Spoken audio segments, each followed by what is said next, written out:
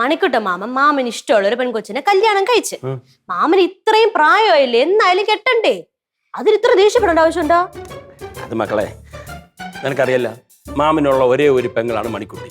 ഈ മണിക്കുട്ടന്റെ കല്യാണത്തെ പറ്റി ഈ പെങ്ങൾക്കും അപ്പൂപ്പനും ഒക്കെ നല്ല ധാരണയുണ്ട്. അവർ നല്ല പ്ലാനിങ്ങിലായിരുന്നു. ഒറ്റ നിമിഷം കൊണ്ടാണ് ഈ മണിക്കുട്ട അതൊക്കെ തകർത്ത് കളഞ്ഞത്. അതിന്റെ ഒരു പരിഭവം അത്രേ ഉള്ളൂ. അങ്ങനെ ഇത്ര പരിഭവപ്പെടാൻ ഇരിക്കുന്നത്? അപ്പൂന്റെ കാര്യം തന്നെ നോക്ക്. അവര് വന്ന് കയറിയപ്പോ സന്തോഷപൂർവ്വം അപ്പൂ അകത്തേക്ക് സ്വീകരിച്ചത് അല്ലേ? എന്തായാലും അവർ തമ്മിൽ സ്നേഹിച്ച് സന്തോഷമായിട്ട് കഴിയട്ട്.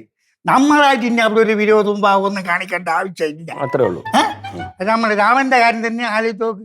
എന്തെല്ലാം പോകിർത്തനങ്ങൾ വീട്ടിൽ കാണിച്ച് ഞാൻ ക്ഷമിച്ചില്ലേ?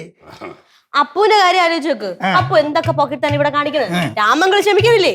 കണ്ട കണ്ട കണ്ട ഇതിന്റെ ഇടയിൽ അവള് എനിക്കിട്ട് താങ്ങി. അയ്യോ, ഞാൻ അങ്ങനെയല്ല ഉദ്ദേശിച്ചത്.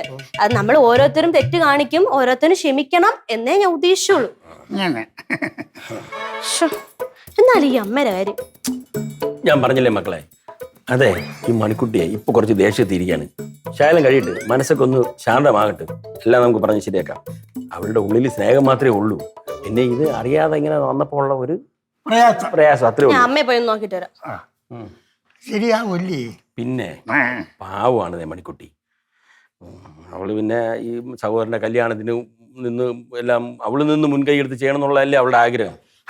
ഇപ്പം പറഞ്ഞിട്ട് കാര്യങ്ങളൊക്കെ നടന്നില്ലേ? ഇപ്പോഴെന്തോന്ന്, എന്താ ഇത് അറിഞ്ഞപ്പോ എന്തായിരുന്നു? പിന്നെ ഞാൻ ഒരു വിധത്തിൽ സമാധാനിപ്പിച്ചല്ലേ കൊണ്ടുവന്നത്. പക്ഷെ ഇടയ്ക്കൊക്കെ ഇത് വിതുമ്പും കേട്ടാ. മണിക്കുട്ടൻ ചേട്ടന്റെ കല്യാണത്തിന് കൂടാൻ പറ്റിയില്ല, ഞാൻ ആഗ്രഹിച്ച പോലെ നടന്നില്ല എന്നൊക്കെ പറഞ്ഞു. പാവമാണ് അവള് മണിക്കുട്ടി. പാവം തന്നെ പറ്റിപ്പോയി. ഇപ്പം പറഞ്ഞിട്ട് കഥയില്ല.